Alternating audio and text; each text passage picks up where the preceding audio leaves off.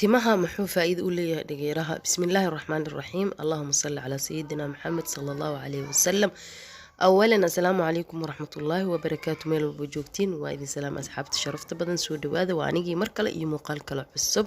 waxay ballanteena ahayd maalin walba mid inaan kasoo hadla biidnillaahi albaari. maanta waxaa miiska noo saaran dhageeraha muxuu taraa, muxuusan qofka biniaadanka jirkiisa faa'iidooyinka uu u leeyahay maxay tahay?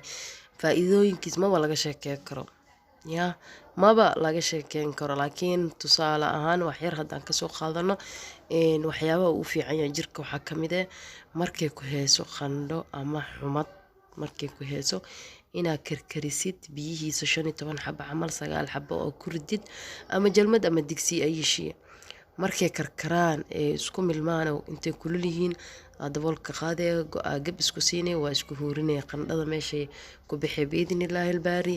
hadduu caajis ku haayo, haddii madax xanuun ku haayo, haddii korka dhan ku jajaban yahay xataa way u fiican tahay. qandhadee ku haysano kaba si fiicanba isla markii nashaad dareemay biidnillaah. wuxuu kale u fiican yahay infectionka u fiican yahay asigana sidoo kaleeto waa karkarinee biyaha ku karkarinee dan markaa karkarisid waa dhige markay qandacaan waa miire ama waa filtareyne qandac yar markuu yahay oo gacantaada hadaa ku shubtid aanan wax ku dhimeynin musqushaa la galee waa ku istijoonaysaa. xataa infectionka dhiigga hadduu ku haayo oo dhiigga raaco waa baxaa, gudahana waa ka cabee. tusaale ahaan shax ahaana waa cabee, haddaad doontidna heel yar iyo xulbad iyo wax inta iskaga dirtid oo yacni asi markii la karkariyo waa la cabaa oo saliid ama laga dareemaa hadduu uu ku badan yahay. marka saas darteeda kuwan kale ku darso iyo heelka sidoo ku cab 3 bari gudahooda wax ka dareemay. hadduu infectionkaasna ka bixi waayo haddaad cabi kar xataa istijada kaaga bixi waayo hadalkayga dambe ha rumaysanin.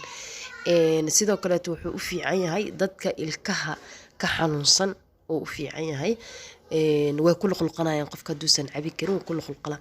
qanjiradan oo qumanka wuu u fiican yahay hadduusan cabi karin inuu ku luqluqdo waa qofka si fiican u cadeysana carabku iska hoola wuu ku luqluqanaa subax daa'ina iyo habeenkii markuu uu seexanayo. quman iyo heblowa saan iga nabar inta iga soo baxay ma arkaysid. sidoo kale wuxuu u fiican yahay meel hadduu uu nabar kaaga soo baxo oo meeshay caabuq tahay ayadana sidoo kaleeto biyaha inaad karkarisid aad ku dhaqaysaa. sidoo kaleeto wuxuu kale u fiican yahay qofka maxay ahayd xasaasiyad heeso samboorka waxa dhan u fiican yahay qofka oo markuu cabo dhirto kaleeto oo gudaha ka dareemo oo xasaasiyad ama dhunto kaleeto inay qalalayso hadduu uu ka dareemayo ama ay dhibeyso oo waxaa fiican in uu biyo ahaan qofkaas intuu u huuriyo yacni isku huuriyo intuu biyo ahaan u karkariyo isku huuriyo ayaa fiican.